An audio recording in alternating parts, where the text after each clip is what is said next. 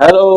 जय भारत बच्चों। उम्मीद है आप लोग काफी अच्छे और सकुशल होंगे और आपकी एग्जाम की तैयारी धीरे धीरे चल रही होगी। क्यों? तो उसी क्रम में मैं लाया हूँ आपके लिए आज नया चैप्टर समांतर श्रेणी। इससे पहले आप लोगों को एक खुशखबरी दे देना चाहता हूँ। जिस प्रकार से मैं मैथ्स का क्लास ले रहा हूँ, आपको उसी प्रकार से एक अच्छे टीचर के द्वारा आपको सोशल साइंस की क्लासेस भी होंगी आपके इसी चैनल पर और बहुत अच्छी तरह समझाया जाएगा, बहुत इजी तरीके से समझाया जाएगा और आप लोगों को बहुत अच्छी तरह से समझ में आएगा। आप लोग चैनल के साथ जुड़े रहिए और जिन लोगों को लगता है कि हाँ सोशल साइंस रटने वाला सब्जेक्ट है, बहुत याद करना पड़ता है, याद कर लेंगे, उसका कोई जरूरत नहीं होगा। आप आराम से चैनल के साथ जुड़े रहिए, वीडियो देखिएगा, आपको बहुत अच्छे कॉन्सेप्ट के साथ आपको सोशल साइंस के सब्जेक्ट भी अच्छी तरह से समझाए जाएंगे। ठीक है बच्चों, आइए हम लोग पढ़ते हैं। अपना टॉपिक क्या है? समांतर श्रेणी, जो कि 10वीं क्लास का कौन सा चैप्टर है? 5वां चैप्टर। ठीक, क्या नाम है? समांतर श्रेणी, जिसके बारे में डिटेल्स हम सब कुछ पढ़ेंगे। ओके,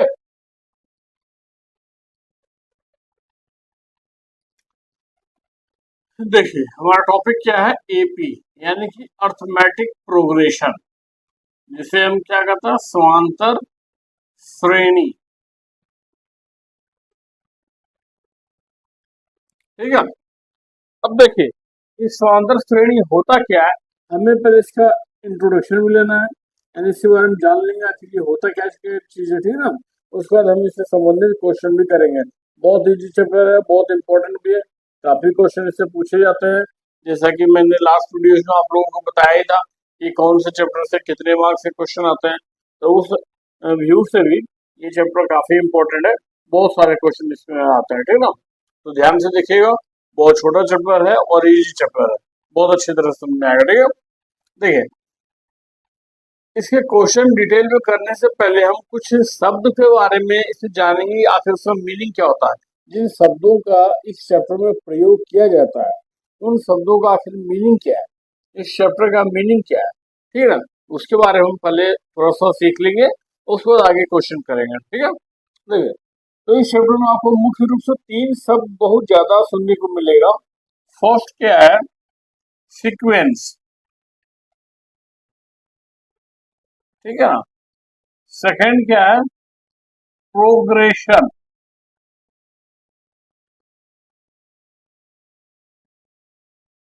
एंड थर्ड क्या है? सीरीज। ये 3 वर्ड जो है आपको काफी ज्यादा सुनने को मिलेगा। आखिर सीक्वेंस क्या होता है, प्रोग्रेशन क्या होता है, सीरीज क्या होता है। अगर इसके बारे में हम जान लेंगे तो हमें क्या हो, क्वेश्चन समझना आसान होगा, लिखा वो क्या है वो चीज समझना आसान होगा। ये कभी एग्जाम में नहीं पूछा जाता कि आप प्रोग्रेशन क्या होता है, सीरीज क्या होता है, लेकिन अगर हम इसके बारे में जानेंगे तो क्वेश्चन को समझना आसान होगा हमारे लिए। ठीक ना, तो इसे हम डिटेल से समझेंगे। देखिए तो ये जो हमारा है सीक्वेंस, प्रोग्रेशन और सीरीज, ये होता क्या चाहिए? अगर हम कोई भी नंबर लेते हैं उसे किसी खास तरीके से हम लिखें, ठीक ना, फिर उसका एक समूह बनाए जिसे कुछ खास तरीके से लिखा जाए, तो वो हमारा क्या कहलाएगा? अनुक्रम। जैसे कि हमारे पास बहुत सारे नंबर है, मान लीजिए हमने नेचुरल नंबर का एक समूह लिया, अब उस नंबर को, उसमें से कुछ हमने 10 नंबर चुना और उस नंबर को हमने इस प्रकार से लिख दिया, 4 5 6 7 8। ठीक है, 1 5 9 13 16 1 4 9, इस तरह से कुछ भी हमने लिख दिया। ठीक है ना, तो ये सारे नंबर को हमने एक खास तरीके से लिखा, बढ़ते क्रम में, किसी के नंबर के स्क्वायर के रूप में, और कुछ भी इसमें प्रॉपर्टीज हो सकता है। यानी जो भी नंबर हमारे पास है उसे अगर किसी खास तरीके से हम सजा कर लिखते हैं, वो हमारा क्या कहलाएगा? अनुक्रम। ठीक है, अब उसी अनुक्रम में अगर वो खास शर्तों से बंधा हुआ, जो हमारा सीरीज है वो कुछ खास शर्त से बंधा हुआ हो, तब उसे हम कहेंगे क्या? श्रेणी। खास शर्त का ये मतलब है कि जो अगला नंबर है, ठीक है ना, उसे हम पिछले नंबर की हेल्प से निकाल सकते हैं, तो उससे आपस में जो संबंध है। जैसे देखिए यहाँ पर ये दो सीरीज जो है इसका अगला नंबर फाइंड करना मुश्किल है। हम किस रिलेशन से निकालेंगे? सिर्फ ये बढ़ते क्रम में है, बाकी कोई रिलेशन हमें पता नहीं है, तो नेक्स्ट नंबर क्या होगा वो निकालना टफ है। लेकिन जो थर्ड वाला ग्रुप बना हुआ है ये क्या 1 4 9 16, यानी ये क्या नेचुरल नंबर का स्क्वायर है। 1 का स्क्वायर, 2 का स्क्वायर, 3 का स्क्वायर, 4 का स्क्वायर, तो नेक्स्ट क्या होना चाहिए 5 का स्क्वायर। ठीक है, यानी ये हमारे पास क्या हुआ नेक्स्ट नंबर 25 हो जाएगा। तो इस प्रकार से क्या हुआ, जो ऑलरेडी दिया वो सीरीज के हेल्प से हम अगला नंबर निकाल लिए। यानी इसमें एक खास शर्त शामिल है, एक खास रिलेशन इसमें शामिल है। तो अगर हमारे अनुक्रम में कुछ खास शर्त हो जाए शामिल तो उसे हम क्या कहेंगे श्रेणी। ठीक ना। अब इसी श्रेणी से हमारा चैप्टर का नाम आता है समांतर श्रेणी। ये जो हमारा समांतर श्रेणी है वो इसी श्रेणी से आता है। श्रेणी तो हमारा क्या हो गया, खास शर्तों के द्वारा बना हुआ समूह, वो श्रेणी कहलाएगा। लेकिन इसी श्रेणी में वह खास शर्त कि दो क्रमागत नंबर के बीच का अंतर बराबर हो, तब उसे हम क्या कहेंगे समांतर श्रेणी। ठीक है ना।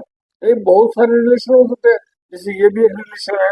दूसरा हम ऐसे भी लिख सकते हैं 1 5 9 13 17 एंड इस तरह से। ठीक है, तो ये भी देखिए खास शर्त से बना हुआ है कि 4 4 का इंक्रीमेंट हो रहा है इसमें। ठीक है, ये क्या हो रहा है नेक्स्ट नंबर का स्क्वायर इसमें आ रहा है। ये दोनों सीरीज एक खास शर्त से बना हुआ है, इन दोनों के दोनों क्या चाहिए श्रेणी में।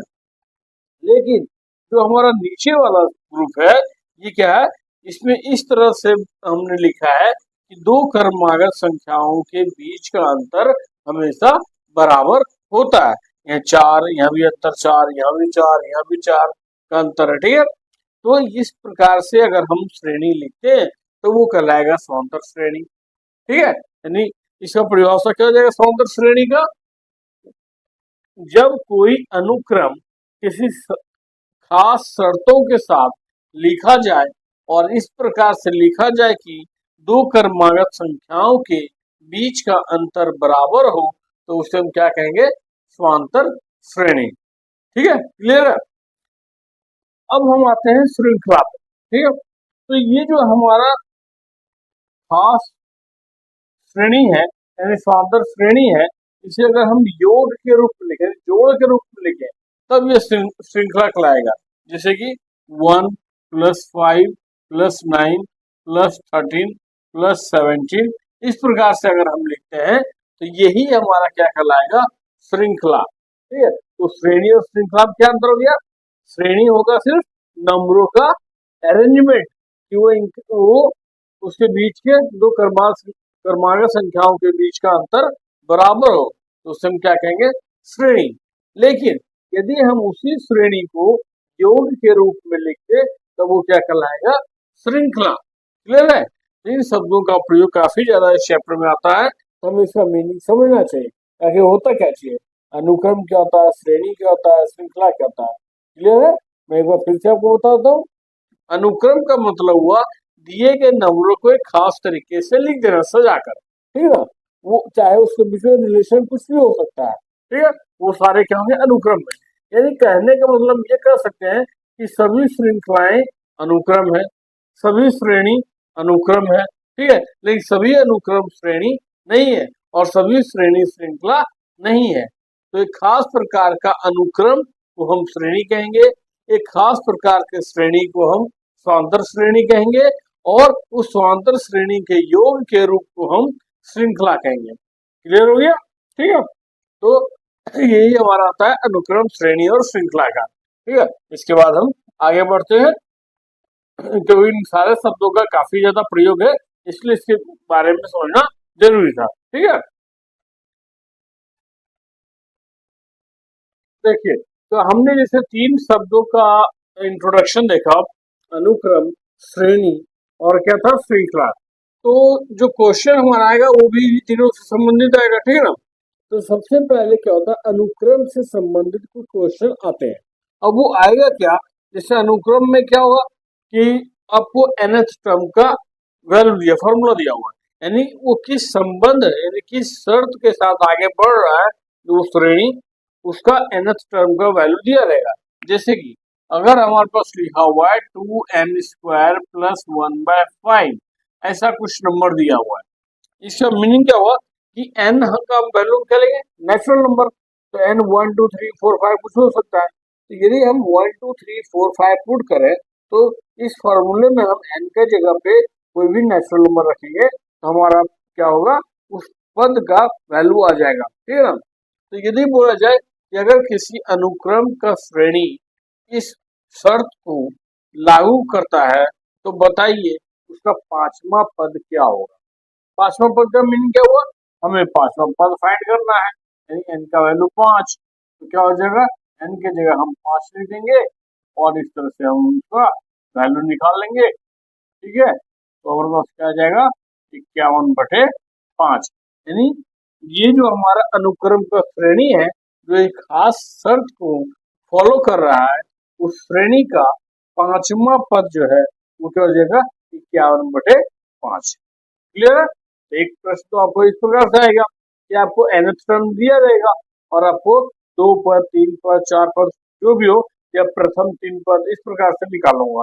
यदि बोलेगा प्रथम 3 पद ज्ञात करो तो प्रथम में क्या हो, पहला दूसरा तीसरा, यानी कि n का वैल्यू 1, n का वैल्यू 2, n का वैल्यू 3, ये पुट करके तीनों वैल्यू निकाल लेंगे, ठीक है। क्लियर। अब इसके बाद आते हैं हम जो हमारा असली टॉपिक है एपी, यानी समांतर श्रेणी से संबंधित प्रश्न का। तो पहले में समझना है कि समांतर श्रेणी के जो पद हैं, जो भी अलग अलग पद दिए हैं, उनको हम कैसे इंडिकेट करते हैं, उससे संबंधित क्या फार्मूला है और क्या क्या प्रश्न आएगा, वो सभी देखते हैं, ठीक है। देखिए, जैसे कि हमें पढ़ना है समांतर श्रेणी, तो हम एक उदाहरण पर ले लेते हैं समांतर श्रेणी। हमें पता है कि समांतर श्रेणी क्या होगा, वह श्रेणी जिसमें क्रमागत संख्याओं के बीच का अंतर क्या होना चाहिए, बराबर। तो कोई भी एक उदाहरण हम कंसिडर करते हैं। मान लिया हमारा प्रथम पद क्या है 5, दूसरा क्या है 9, फिर क्या है 13, 17, 21 एंड सो ऑन।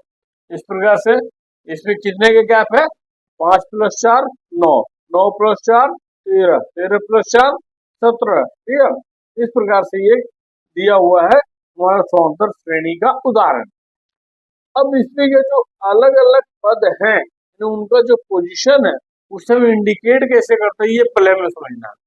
जो प्रथम पद है उसे हम ए या फिर A1 भी हम लिख सकते हैं, ठीक है। जो दूसरा पद है उसे क्या लिखेंगे, A2 क्या है 9, A3 क्या है 13, A4 क्या है 17 एंड इस प्रकार से। और जो लास्ट में आता जाएगा तो क्या हो जाएगा AN, यानी कि क्या फाइंड करना है हमें, nth यानी nवां पद क्या होगा। तो n का वैल्यू कुछ भी हो सकता है, 20 25 30 कुछ भी हो सकता है, तो हमें वो nवां पद फाइंड करना है, ठीक है। तो इस प्रकार से हम क्या अलग अलग पद को इंडिकेट करते हैं, A1 A2 A3 and so on, इस प्रकार, ठीक है। अब रहा इसके बीच का जो अंतर है उसे हम क्या करते हैं, देखिए जो बीच का अंतर है उसे कहा जाता है सार्व अंतर, यानी कि कॉमन डिफरेंस, जिसे हम डी से लिखते हैं, छोटी डी से, ठीक है। सार्व अंतर को कैसे लिखते हैं, छोटी डी से। और ये हमेशा क्या होता है, नेक्स्ट माइनस प्रीवियस, यानी कि अगला नंबर में से पिछले नंबर को माइनस करते हैं। दो लगातार दो क्रमागत संख्याओं के बीच का अंतर होता है, लेकिन हमेशा हम क्या करेंगे, नेक्स्ट वाले से प्रीवियस वाले को ही माइनस करेंगे, पहले वाले से अगले वाले को नहीं। यानी अगर हमें डी का वैल्यू फाइंड करना है तो ये क्या हो जाएगा, A2 - A1। अब देखिए A2 क्या है हमारे पास 9 है ना, ठीक है। तो 9 - 5 ये क्या हो जाएगा 4। और यदि हम फाइंड करते हैं नेक्स्ट तो क्या हो जाएगा A3 - A2, यह भी निकाल सकते हैं। तो 13 - 9 ये क्या हो जाएगा 4। इस प्रकार से हमेशा नेक्स्ट वाले में से पहले वाले को माइनस करेंगे तो हमारा आता है सार्व अंतर, चाहे वो डिक्रीजिंग ऑर्डर में हो या इंक्रीजिंग ऑर्डर में हो। जैसे ये क्या है, बढ़ते क्रम में, ठीक है। अगर हम इसे घटते क्रम में लिखेंगे फिर भी हम ऐसे फाइंड करेंगे, नेक्स्ट माइनस प्रीवियस, तो हमारा डी क्या हो जाएगा, नेगेटिव में आ जाएगा, ठीक है। कभी भी हम बड़े में से छोटा नहीं करेंगे, अंतर होता है लेकिन बड़े में से छोटा नहीं, हमेशा नेक्स्ट माइनस प्रीवियस करेंगे। तो पॉजिटिव भी हो सकता है और नेगेटिव भी हो सकता है डी का वैल्यू, जिसको हम लोग क्या करते हैं, शार्प अंतर है, डी से उसको कॉमन डिफरेंस, तो डी से उसको इंडिकेट करते हैं। ठीक है, अब देखिए ये जो हमारा A1 A2 है और ये जो D है, इसमें आपस में कैसे रिलेशन है, इन दोनों की मदद से हम कैसे अगला पद ज्ञात कर सकते हैं। एक बार इस उदाहरण को देखिएगा और ध्यान दीजिएगा। यदि हमें A2 फाइंड करना है, तो A2 का वैल्यू क्या हो सकता है, A1 प्लस D हो सकता है ना। A1 का वैल्यू कितना है, 5 और D का वैल्यू कितना है, 4, तो क्या आ जाएगा 9। देखिए A2 हमारा क्या है 9 ना। अगर हम A3 फाइंड करना है तो हम क्या करेंगे, A1 प्लस 2D ऐसा लिख सकते हैं। हम A2 प्लस D भी लिख सकते हैं, लेकिन हम स्टार्टिंग से चलेंगे, जो हमारा पहला नंबर है उसी से रिलेशन निकालेंगे। तो क्या A1 प्लस 2D, ठीक है, क्या हो जाएगा, देखिए 5 प्लस 2 मल्टीप्लाई 4, ये कितना होगा 13। A3 हमारा कितना आ गया 13। इसी प्रकार से यदि चौथा पद ज्ञात करना है तो क्या हो जाएगा, A1 प्लस 3D यानी कि 5 प्लस 3 गुने 4 यानी कि 7। ठीक है, ये हमारा क्या आ गया, चौथा पद आ गया। यानी कि जो पद हमें ज्ञात करना हो उसको फाइंड करने के लिए हम पहले पद में डी का उससे एक कम गुना करके हम निकाल सकते हैं। अगर चौथा निकालना हो तो डी में 3 गुना करेंगे और पहला पद जुड़ेंगे। तीसरा निकालना हो तो डी में 2 से गुना करेंगे और पहला पद जोड़ेंगे। ठीक है, इस प्रकार से हम क्या निकाल सकते हैं। अब यदि हमें 50वां पद डायरेक्ट निकालना हो, ठीक है, तो 50वां पद निकालना हो तो 1 बाय 1 तो सब में नहीं ऐड करते जाएंगे, हम डायरेक्ट क्या कर सकते हैं, ये जो हमारा पैटर्न है इसके अनुसार हम लिख सकते हैं। ठीक है ना, तो इसके अनुसार यदि हम लिखें तो हमारे पास 50वां पद जो होगा वो क्या होना चाहिए, A1 प्लस 49D ऐसा होगा, क्योंकि तो एक कम यहाँ होना चाहिए, A1 प्लस 49D। ठीक है, तो ये जो हमारा सीरीज बन रहा है, ये जो पैटर्न बन रहा है, इस पैटर्न से हमारे पास एक फॉर्मूला बनता है। यानी कि यदि हमें nवां पद ज्ञात करना हो तो A1 plus n minus 1 into D ऐसा लिख सकते हैं। यानी पहला पद में n माइनस 1 गुना डी कर दें तो हमारे पास क्या फॉर्मूला आ जाएगा, ए एन का, यानी किसी भी पद को हम ज्ञात कर सकते हैं यदि हमारे पास एपी दिया हुआ हो तब। क्लियर है, तो ये हमारे पास एक फॉर्मूला आ गया, इसकी मदद से हम कोई भी पद ज्ञात कर सकते हैं। अब इसी स्क्रीन में आपको बोल दिया जाए, बताओ इसका 95वां पद क्या होगा, यानी 95 पोजीशन में जो नंबर है वो क्या होगा। तो हम क्या कर सकते हैं, फर्स्ट वाला पद प्लस 95 माइनस 4 94, 94 गुने डी, तो क्या होगा, निकल जाएगा ना। हमें 1 बाय 1 सभी निकालने की जरूरत नहीं पड़ेगा, हम डायरेक्ट वो पद निकाल सकते हैं इस फॉर्मूले की मदद से। ये काफी इंपॉर्टेंट फॉर्मूला है और इसकी मदद से हम बहुत सारे क्वेश्चन इसमें करेंगे। ठीक है, तो आइए हम कुछ प्रश्न भी करेंगे। ठीक है,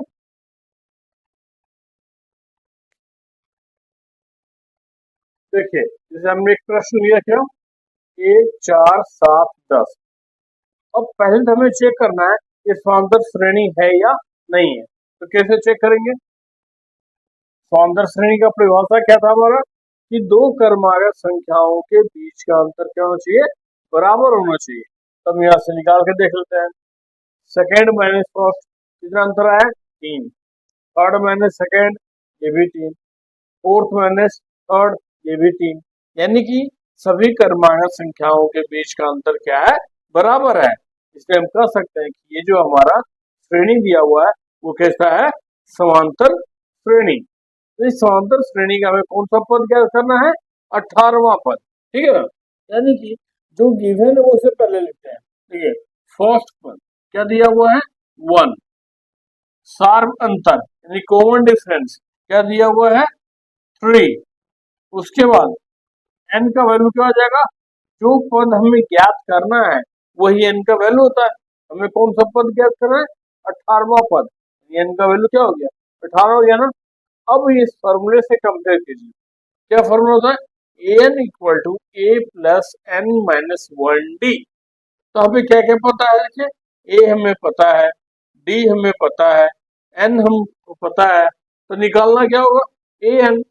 वेरी सिंपल, क्या हम फॉर्मूला लिखेंगे और हम निकालेंगे a n equal to a plus n minus 1 d. अब क्या हो जाएगा, एन की जगह क्या लिखेंगे 18, यानी 18वां पद क्या हो जाएगा, ए का वैल्यू कितना है 1, एन का वैल्यू 18 माइनस 1 गुने डी का वैल्यू कितना होगा 3, यानी 1 प्लस 17 माइनस 3, 1 प्लस यानी कि 52। तो हमारा जो 18वां पद होगा उसका वैल्यू कितना आ गया 52। ठीक है, तो इस सीरीज का हम कोई भी पद आसानी से निकाल सकते हैं इस फॉर्मूले के द्वारा। क्लियर है। अब देखिए किसी किसी क्वेश्चन में क्या होगा, डायरेक्टली आपको ये वैल्यू गिवन होगा, यानी इस फॉर्मूले में देखिए पद कितना है, ए एन एक पद हो गया, ए दूसरा पद, एन तीसरा पद, डी चौथा पद, यानी 4 प्रकार के वेरिएबल इसमें मौजूद हैं। तो उस 4 में से 3 वेरिएबल हमसे दिया रहेगा आपको और बाकी चौथा निकालना होगा। तो कभी कभी क्या होगा, ये वैल्यू डायरेक्ट आपको दे देगा कि ए का वैल्यू इतना, डी का वैल्यू इतना, एन का वैल्यू इतना। तो बताइए ए एन क्या है, या फिर ए एन गिवन होगा, एन निकालना होगा। इस प्रकार से क्वेश्चन आपको घुमा फिरा कर इसी फॉर्मूले से संबंधित दे सकता है। ठीक है ना, जैसे कि एक क्वेश्चन हम देखते हैं, यदि हमें ए एन ही दिया हुआ है, ठीक है, देखिए यही क्वेश्चन है, 1 4 7 10 का कौन सा पद 58 होगा। ठीक है, अब क्या दिया हुआ, कौन सा पद 58 होगा, यानी कि क्या पूछा है कि कौन सा 10वां 20वां 25वां कौन सा पद इसका 58 होगा, यानी एन का वैल्यू में निकालना है। इसमें क्या क्या दिया हुआ, देखिए ए का वैल्यू दिया हुआ कितना 1, डी का हमने निकाला ही था 3। अब ये जो 58 है क्या दिया, कौन सा पद, तो माना कि एनवा पद है, और अगर एनवा पद है तो उसमें हम क्या लिखेंगे, एनवा पद को ए एन लिखेंगे, यानी कि ए एन हमें क्या है पता है 58। अब पूछा है कौन सा पद, यानी ये जो एन है आखिर होगा क्या, यानी एन का वैल्यू हमें क्या करना है, निकालना है। ठीक है, अब बिल्कुल सेम वही फॉर्मूला लिखेंगे और उसमें जो वैल्यू दिया उसे पुट करेंगे और जो वैल्यू नहीं दिया हुआ है उसे हम निकाल लेंगे। फॉर्मूला क्या था हमारा, a n equal to a plus n minus 1 d. N का वैल्यू कितना दिया हुआ 58, ए का वैल्यू कितना 1, एन का वैल्यू हमें निकालना है और डी का वैल्यू कितना दिया हुआ 3। देखिए क्या होगा, पहले ये 1 इधर आकर माइनस कर सकते हैं लेफ्ट साइड आकर, फिर बचेगा एन माइनस 1 इंटू 3। ठीक है, अब ये कितना हो गया 57। अब ये ब्रैकेट जब ओपन होगा 3 एन माइनस 3।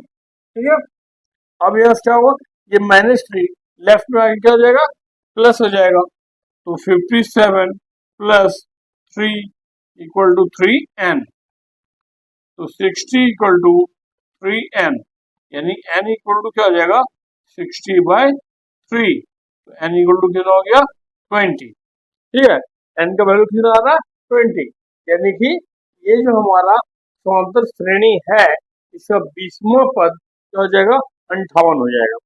ठीक है, तो दो प्रकार से क्वेश्चन हो गया कि कभी पूछेगा आपको पद दिया रहेगा, उस पद का वैल्यू क्या है वो यानी एन दिया रहेगा, आपको एन का वैल्यू फाइंड करना होगा। कभी एन गिवन होगा, आपको एन का वैल्यू फाइंड करना होगा। इसी को घुमा फिरा के अलग अलग टाइप के क्वेश्चन पूछे जाते हैं। ठीक है, तो मेरे ख्याल से आपको डाउट नहीं होना चाहिए, आप क्वेश्चन कीजिए, बहुत इजी क्वेश्चन है, इससे संबंधित बहुत सारे क्वेश्चन दिए हुए बुक में, आप क्वेश्चन कीजिए। अगर किसी क्वेश्चन में डाउट होगा तो जरूर कमेंट में लिखिएगा, आपको फिर से उस क्वेश्चन का सॉल्यूशन समझा दिया जाएगा। ठीक है,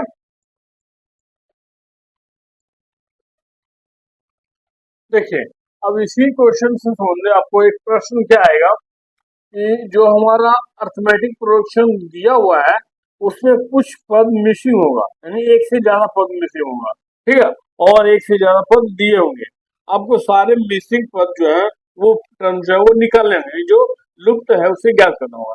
जैसे उदाहरण के लिए मान लीजिए ये हमारे पास कोई एपी है जिसमें इस प्रकार से बहुत सारा पद क्या है, गायब है, और कुछ पद जो है वो दिया हुआ है। ठीक है ना। अब देखिए ये है क्या, अर्थमेटिक प्रोग्रेशन ही है, यानी समांतर श्रेणी है। ठीक है, जिसमें से हमें चार पद मालूम ही नहीं है, पहला दूसरा फिर क्या हो गया चौथा पांचवा, ये हमें मालूम ही नहीं है कि कौन सा पद है। और दो पद दिया हुआ है 13 और 22, ये कौन सा पद होगा, तो देखिए यहाँ से गिन सकते हैं, पहला दूसरा तीसरा, यानी तीसरा पद दिया हुआ है, चौथा पांचवा छठा और छठा पद दिया हुआ है, दो पद दे दिया है, बाकी पद आपको ज्ञात करने हैं। तो बिल्कुल उसी फॉर्मूले से संबंधित है। मैंने बताया कि सारा क्वेश्चन एक दूसरे से लिंक है, एक ही जैसा, बस पूछने का तरीका है। वो कहते हैं ना कान घुमा के पकड़ना, बस ये वाला बात है यार, ठीक ना, मतलब घुमा फिरा के वो पकड़ता है। तो अब देखिए होता क्या है, इसमें जो जो गिवन है उसे हम लिखते हैं। सबसे पहले ये हमारा कौन सा पद दिया हुआ, तीसरा A3, ठीक है, और कौन सा पद दिया हुआ है, ये कौन सा है, छठा, ठीक है, ये दो पद दिए हुए। अब इन दोनों पद की हेल्प से हम बाकी जो टर्म्स है इसमें क्या क्या प्रयोग होता है, ए होता है, एन होता है, डी होता है, ए एन होता है, ठीक है ना। तो सारे चीज हम इसमें से निकालेंगे। कैसे देखिए, जब तीसरा पद दिया हुआ है, हमें पता है कि ए तीन का फार्मूला क्या होता है। देखिए चूंकि ए एन का फॉर्मूला क्या होता है, a plus n minus one d, ऐसा फॉर्मूला होता है, ठीक है। अब यदि ये जो है A3, इसका मीनिंग क्या हुआ, हमें तीसरा पद लेना ना, यानी एन का वैल्यू क्या हो गया, 3। तो कन्फर्म है हमारा जो समीकरण बनेगा वो क्या होगा, इस प्रकार से 3 माइनस वन डी, यानी कि A3 का वैल्यू क्या हो जाएगा, A प्लस टू डी, ऐसा होगा। और A3 दिया कितना है, 13 है। इसका मीनिंग क्या हुआ, A प्लस टू डी बराबर कितना होगा, 13। ये हमारा पहला समीकरण हो गया, ठीक है। इसी प्रकार से ये जो छठा पद दिया हुआ है, इसका फॉर्मूला क्या हो सकता है, देखिए A6 इक्वल टू क्या होगा, A plus 6 minus one D, यानी कि A6 equal to A plus 5D, ऐसा हो जाएगा। और A6 का वैल्यू कितना दिया हुआ है, 22, यानी कि A plus 5D equal to कितना हो गया, 22। ये हमारा सेकंड समीकरण हो गया। अब देखिए दो समीकरण हमारे पास आ गया, दोनों क्या दो चर वाले समीकरण ना, हम पहले भी पढ़ चुके हैं दो चर वाले समीकरण। वहां हम क्या पढ़ते थे, एक्स और वाई के रूप में, यहाँ क्या है ए और डी के रूप में। तो आपको जो जो मेथड हमने बताया था उसे हल करने के लिए, उनमें से किसी भी मेथड से आप इसे हल कीजिए। हमने कौन कौन सा मेथड पढ़ा था, एक था विलोपन विधि, प्रतिस्थापन विधि, और क्या था वज्रगुणन विधि। उन सब में से किसी एक विधि द्वारा आप हल कीजिए जो आपको आसान लगे, ठीक है ना। जैसे कि मान लिया हम इसमें से विलोपन विधि का प्रयोग करेंगे, अक्सर विलोपन विधि इसके लिए आसान होगा क्योंकि पहला पद हमेशा मिलता ही रहेगा, हमें किसी से गुना भाग नहीं करना पड़ेगा ज्यादा, ऑटोमेटिक ये क्या होगा कैंसिल आउट हो जाएगा। तो उसके लिए हम क्या करते हैं, हम दोनों समीकरण को पहले लिख लेते हैं एक जगह। मान लीजिए समीकरण दो को हम लिखते हैं पहले, ए प्लस 5D इक्वल टू 22, फिर हम लिखते हैं ए प्लस 2D इक्वल टू 13। अब क्या था इसका नियम, कि जो पद का संख्या बराबर हो, यानी कि उसका कोफिशिएंट गुणांक बराबर हो, उसे हम विलोप करते हैं ना। तो ए का जो हमारा पास संख्या है, यानी ए का जो कोफिशिएंट है, गुणांक है, वो क्या बराबर है, डी का अलग अलग है ना, तो हम विलोप किसे करेंगे, ए को। और यदि दोनों का साइन सेम होता है तो हम क्या करते हैं, घटाते हैं। और यदि साइन पहले से अलग अलग होता है तो हम क्या करते हैं, जोड़ते हैं। तो इन्हें घटाने पर सबका साइन क्या होगा, बदल जाएगा। ए और ए क्या हो, कैंसिल आउट हो गया ना, 5D माइनस 2D ये 3D हो गया, और 22 माइनस 13 ये मिला के 9 हो गया, यानी डी का वैल्यू कितना आ गया, 3 आ गया। 9/3 कितना आ गया, 3। अब देखिए डी का वैल्यू पता चल गया। अब फर्स्ट या सेकेंड किसी एक में डी का वैल्यू अगर हम रख दें तो ए का वैल्यू पता चल जाएगा ना, ठीक है। तो यहाँ से हम क्या कर सकते हैं, फ्रॉम वन, समीकरण एक से क्या हो जाएगा, ए प्लस 2D, डी का वैल्यू कितना 3 है, तो ऐसा हमने लिखा ए प्लस 6 बराबर कितना हो गया 13, यानी ए का वैल्यू कितना हो गया 7। अब देखिए हमारे पास ए और डी दोनों को चल गया ना, और हमें पता है कि किसी भी श्रेणी का अगर ए और डी पता है तो हम कोई भी पद आसानी से ज्ञात कर सकते हैं। क्यों? अब देखिए यहाँ से पहला पद क्या हमें निकालना है, जो पहला पद है यानी क्या ए होगा, तो फर्स्ट वाला हमारे पास आ ही गया इक्वल टू कितना 7। सेकेंड भी निकालना, तो सेकेंड क्या हो जाएगा ए प्लस डी यानी 7 प्लस 3 यानी कि 10 हो गया। फिर कौन सा निकालना है, तीसरा तो दिया हुआ है, कौन सा निकालना है चौथा, तो क्या करेंगे A4 इक्वल टू क्या हुआ ए प्लस 3D यानी 7 प्लस 3 गुने 3 यानी कि 16 आ गया। अब हमें क्या निकालना है अगला पांचवा पद, तो 5 ए प्लस क्या हो जाएगा 4D यानी कि ए प्लस 4 इंटू 3, ए का वैल्यू कितना हमारे पास है 7, तो 7 प्लस यानी कि 19। ठीक है, तो ये सारे ब्लॉक जो लुप्त है, जो हमें पता नहीं है, वो हमारे पास आ गया। फर्स्ट क्या है 7, फिर क्या 10, फिर क्या 16,